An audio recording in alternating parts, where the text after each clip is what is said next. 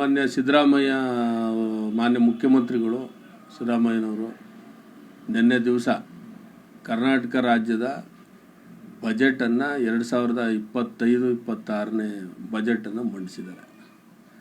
ಈ ಬಜೆಟ್ನಲ್ಲಿ ಒಟ್ಟು ಗಾತ್ರ 4,09,544 ಲಕ್ಷ ಕೋಟಿ ಬಜೆಟ್ ಅಂದರೆ 4,09,900 ಬಜೆಟನ್ನು ಕರ್ನಾಟಕ ರಾಜ್ಯಕ್ಕೆ ಸಂಬಂಧಪಟ್ಟಂತೆ ನಿನ್ನೆ ಮಂಡಿಸಿದ್ದಾರೆ. ಆ ಬಜೆಟ್ನಲ್ಲಿ ನಾವು ಒಟ್ಟಾರೆಯಾಗಿ ನೋಡಿದಾಗ ನಿಜಕ್ಕೂ ಕೂಡ ನಮಗೆ ಖುಷಿ ಆಗ್ತದೆ. ಅದು ಒಂದು ಸರ್ವವ್ಯಾಪಿ ಸರ್ವಸ್ಪರ್ಶಿ ಬಜೆಟ್ ಅಂತ ಹೇಳಿದ್ರೆ ತಪ್ಪಾಗೋದಿಲ್ಲ. ಸಿದ್ದರಾಮಯ್ಯನವರ ಒಂದು 16 ಬಜೆಟ್ಗಳ ಅನುಭವ ಸುದೀರ್ಘವಾಗಿ ಕರ್ನಾಟಕ ರಾಜ್ಯದಲ್ಲಿ ರಾಮಕೃಷ್ಣ ಹೆಗಡೆ ಅವರು ಬಿಟ್ಟರೆ ಅವರು 13 ಬಾರಿ ಬಜೆಟ್ ಮಂಡಿಸಿದರು. ಅದನ್ನು ಬಿಟ್ಟರೆ ಸನ್ಮಾನ್ಯ ಸಿದ್ದರಾಮಯ್ಯನವರು 16 ಬಜೆಟನ್ನು ಮಂಡಿಸಿರ್ತಕ್ಕಂಥದ್ದು.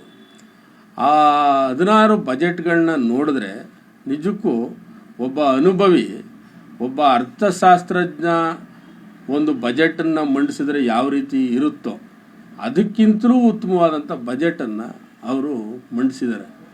ಯಾಕೆಂತಂದರೆ ಅವರ ಸುದೀರ್ಘ ರಾಜಕೀಯ ಜೀವನದಲ್ಲಿ ಅನೇಕ ಜನವರ್ಗಗಳನ್ನ ಈ ರಾಜ್ಯದ ಹಿಂದುಳಿದವರು, ದಲಿತರು, ಅಲ್ಪಸಂಖ್ಯಾತರು, ಮಹಿಳೆಯರು ಮತ್ತು ಎಲ್ಲ ವರ್ಗದ ಜನರ ಸಂಕಷ್ಟಗಳನ್ನ ಕಣ್ಣಾರೆ ಕಂಡಂಥವರು ಮತ್ತು ಅನುಭವಿಸ್ತಂಥವ್ರು.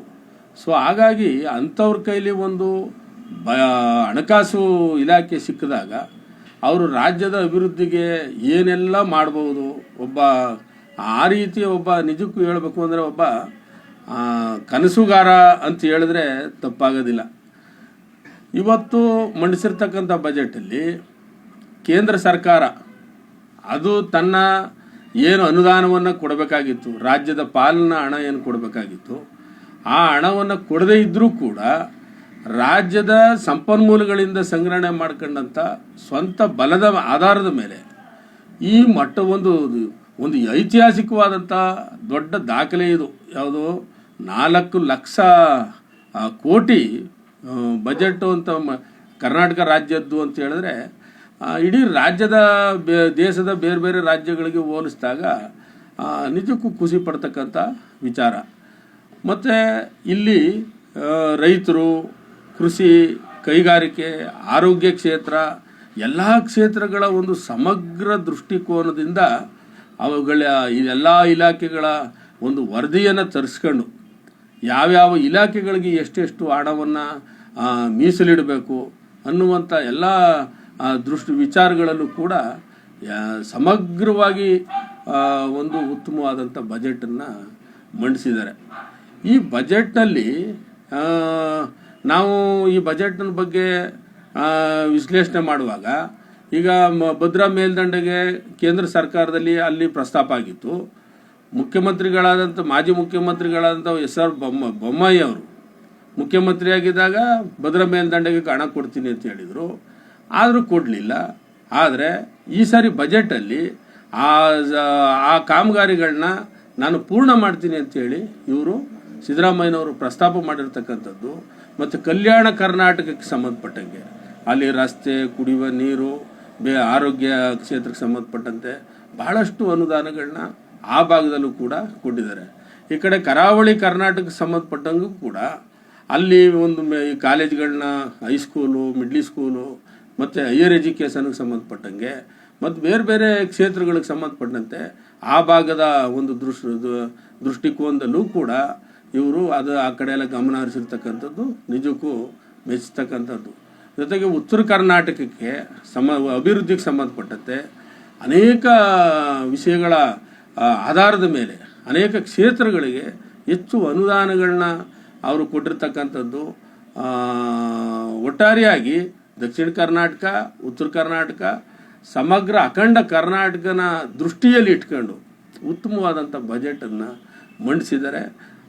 ಜೊತೆಗೆ ಎಲ್ಲ ವರ್ಗಗಳನ್ನೂ ಕೂಡ ಅವರು ಕೇಂದ್ರೀಕರಣ ಮಾಡಿದ್ದಾರೆ. ಜೊತೆಗೆ ಹಿಂದುಳಿದವರು, ಅಲ್ಪಸಂಖ್ಯಾತರು, ಅವರ ವಿದ್ಯಾರ್ಥಿ ನಿಲಯಗಳಿರ್ಬೋದು, ಶಿಕ್ಷಣಕ್ಕೆ ಸಂಬಂಧಪಟ್ಟಂತೆ ಇರಬಹುದು, ಮತ್ತು ಉನ್ನತ ವಿದ್ಯಾಭ್ಯಾಸಕ್ಕೆ ಸಂಬಂಧಪಟ್ಟಂತೆ ಪ್ರೋತ್ಸಾಹಧನ ಕೊಡ್ತಕ್ಕಂಥ ವಿಚಾರಗಳಲ್ಲೂ ಕೂಡ ವಿದ್ಯಾರ್ಥಿಗಳು ಯುವಜನರನ್ನು ಕೂಡ ಅವರು ಗಮನದಲ್ಲಿಟ್ಟು ಈ ಬಜೆಟನ್ನು ಮಂಡಿಸಿದ್ದಾರೆ. ನಾನು ಬಜೆಟನ್ನು ಟೀಕೆ ಮಾಡ್ತಕ್ಕಂಥ ದೃಷ್ಟಿಯಿಂದ ಟೀಕೆ ಮಾಡಬಾರ್ದು. ನಾನು ನಿನ್ನೆ ವಿರೋಧ ಪಕ್ಷದ ನಾಯಕರಾದ ಅಶೋಕ್ ಅವರ ಹೇಳಿಕೆನ ಭಾಳ ಸೂಕ್ಷ್ಮವಾಗಿ ಗಮನಿಸಿದೆ. ಅಶೋಕ್ ವಿರೋಧ ಪಕ್ಷದ ನಾಯಕ ಅಂತ ಹೇಳಿದ್ರೆ ಈ ಸಮಾನಾಂತರ ಮುಖ್ಯಮಂತ್ರಿಗೆ ಸಮನಾಗಿರ್ತಕ್ಕಂಥವ್ರು. ಅವರು ನಿಜವಾಗಿ ಸರ್ಕಾರದ ಮೇಲೆ ನೇರವಾಗಿ ಅವರ ಕಣ್ಣಿರ್ತಕ್ಕಂಥದ್ದು. ಅವರು ಯಾವ ರೀತಿ ಟೀಕೆ ಮಾಡ್ತಾರೋ ನನಗೆ ಗೊತ್ತಿಲ್ಲ. ನಾನು ಯಾರನ್ನೂ ಇದರಲ್ಲಿ ಬ್ಲೇಮ್ ಮಾಡಬೇಕು ಅಂತ ಅಲ್ಲ. ಅವರ ವಿಶ್ಲೇಷಣೆ ಹೆಂಗಿತ್ತು ಅಂದರೆ, ಇದು ಸಾಬರ್ ಬಜೆಟು, ಅಲ್ಪಸಂಖ್ಯಾತರ ಬಜೆಟು ಅನ್ನೋ ರೀತಿಯಲ್ಲಿ ಅದನ್ನು ಮಾತಾಡಿದ್ರಲ್ಲ, ಮನಸ್ಸಿಗೆ ನನಗೆ ನೋವಾಯಿತು. ಈಗ ಅಲ್ಪಸಂಖ್ಯಾತರ ಬಜೆಟು, ಅಲ್ಪಸಂಖ್ಯಾತರುಗಳಿಗೆ ಹಣ ಇಟ್ಬಿಟ್ಟಿದ್ದೀರಿ, ಅದಕ್ಕೆ ಅಲ್ಪಸಂಖ್ಯಾತರ ಬಜೆಟ್ ಅಂತ ಅನ್ನೋದಾದರೆ, ಈ ಹಿಂದೆ ಹಾಗಾದರೆ ಹಿಂದೂಗಳಿಗೆ ಈ ಅಲ್ಪಸಂಖ್ಯಾತರು ಹೊರತುಪಡಿಸಿ ಬಜೆಟನ್ನು ಮಂಡಿಸಿದಾರಲ್ಲ, ಅದನ್ನು ಹಿಂದೂ ಬಜೆಟ್ ಅಂತ ಕರೀತೀರಾ? ಇದಲ್ಲ. ಈ ಥರದೆಲ್ಲ ಟೀಕೆ ಮಾಡ್ತಕ್ಕಂಥದ್ದು. ನೀವು ಯಾವ ಇಲಾಖೆಗೆ ಹಣ ಇಡಬೇಕಾಗಿತ್ತು, ಯಾವ ಇಲಾಖೆಗೆ ಹಣ ಇಟ್ಟಿಲ್ಲ, ಅದ್ರ ಮೇಲೆ ಮಾತಾಡಬೇಕು. ಯಾರ ಮನಸ್ಸಿಗೂ ಕೂಡ ನೋವು ಮಾಡಬಾರ್ದು. ಒಬ್ಬರು ಸಿದ್ದರಾಮಯ್ಯನವರು ಸಾಮಾಜಿಕ ನ್ಯಾಯಕ್ಕೆ ಬದ್ಧವಾಗಿರೋ ವ್ಯಕ್ತಿ ಆಗಿರೋದ್ರಿಂದ ಅಲ್ಪಸಂಖ್ಯಾತರ ಜೀವನ ಪರಿಸ್ಥಿತಿನ ನೀವು ನೋಡಿ. ಅಲ್ಲಿ ಅವರು ಎಷ್ಟೋ ಜನರಿಗೆ ವಿದ್ಯೆ ಇಲ್ಲ, ಇವತ್ತಿಗೂ ಯಾರು ಉನ್ನತ ಮಟ್ಟದಲ್ಲಿ ವ್ಯಾಸಂಗ ಮಾಡ್ತಾ ಇಲ್ಲ. ಅವರೆಲ್ಲ ದುಡಿಯೋ ವರ್ಗದ ಜನರಾಗಿ ಸಣ್ಣ ಪುಟ್ಟ ಕೆಲಸಗಳು ಮಾಡ್ಕೊಂಡು ಜೀವನ ಮಾಡ್ತಾ ಇದ್ದಾರೆ. ಆ ಜನರ ಅಭಿವೃದ್ಧಿ ಆಗಬೇಕು ಅಂದರೆ ಅವರು ಶೈಕ್ಷಣಿಕವಾಗಿ ಅಭಿವೃದ್ಧಿ ಆಗಬೇಕು. ಹಾಗಾಗಿ ಅವ್ರಿಗೆ ವಿಶೇಷವಾದಂಥ ಆದ್ಯತೆಯನ್ನು ಕೊಡ್ತಕ್ಕಂಥದ್ದು ಸಂವಿಧಾನದ ಆಶಯ. ಸಂವಿಧಾನದ ಆಶಯಗಳಿಗನುಗುಣವಾಗಿ ಅಂಬೇಡ್ಕರ್ ಅವರು ಕಂಡಂಥ ಏನು ಕನಸಿನ ಭಾರತ ಇತ್ತು, ಆ ಕನಸಿನ ಭಾರತ ಸಾಕಾರ ಆಗಬೇಕು ಅನ್ನೋದಾದರೆ ಈ ಯಾರು ವೀಕರ್ ಸೆಕ್ಷನ್ ಇದ್ದಾರೆ, ಸಾಮಾಜಿಕವಾಗಿ ತುಳಿತಕ್ಕೊಳಗಾಗಿದ್ದಾರೆ, ಹಿಂದುಳಿದವರು, ದಲಿತರು, ಅಲ್ಪಸಂಖ್ಯಾತರು ಮತ್ತು ವಿಶೇಷವಾಗಿ ಮಹಿಳೆಯರು, ಇವರ ಅಭಿವೃದ್ಧಿಗೋಸ್ಕರ ವಿಶೇಷವಾಗಿ ಗಮನ ಹರಿಸಿದಾಗ ಅದನ್ನು ಸ್ವಾಗತ ಮಾಡಬೇಕು. ಅದನ್ನು ಬಿಟ್ಟು ನಾವು ಅದನ್ನು ಯಾವುದೋ ರೀತಿ ಬೇರೆ ಬೇರೆ ವಿಶ್ಲೇಷಣೆ ಮಾಡಬಾರ್ದು. ಒಟ್ಟಾರೆಯಾಗಿ ನಾವು ನೋಡಿದಾಗ ಅವರ ಒಂದು ರಾಜಕೀಯ ಅನುಭವ, ಅವರು ಕಂಡಂಥ ಇದುವರೆಗಿನ ಒಂದು ವಾಸ್ತವ ಸತ್ಯಾಂಶ ರಾಜ್ಯದ್ದು, ಅದಕ್ಕೆ ಸಂಬಂಧಪಟ್ಟಂತೆ ಎಲ್ಲ ಕ್ಷೇತ್ರಗಳಿಗೂ ಆದ್ಯತೆ ನೀಡಿ ಈ ಬಜೆಟನ್ನು ಮಂಡಿಸಿದ್ದಾರೆ. ಮತ್ತು ಈ ವಿತ್ತೀಯ ಪಾಲಿಸಿನೂ ಕೂಡ ಪಾಲಿಸಿದ್ದಾರೆ. ಅವರು ಸಾಲ ಮಾಡಬೇಕು ಅಂತ ಹೇಳಿದ್ರೆ, ಅಭಿವೃದ್ಧಿ ಕೆಲಸಗಳಾಗಬೇಕು ಅಂದರೆ ಸಾಲ ಮಾಡಲೇಬೇಕು. ಆದರೆ ಅದು ವಿತ್ತೀಯ ಪಾಲಿಸಿಯ ಒಳಗಡೆ ಇರಬೇಕು. ಆ ವ್ಯಾಪ್ತಿನ ಮೀರಿದನೇ ಒಂದು ಉತ್ತಮವಾದಂಥ ಬಜೆಟನ್ನು ಮಂಡಿಸಿದ್ದಾರೆ.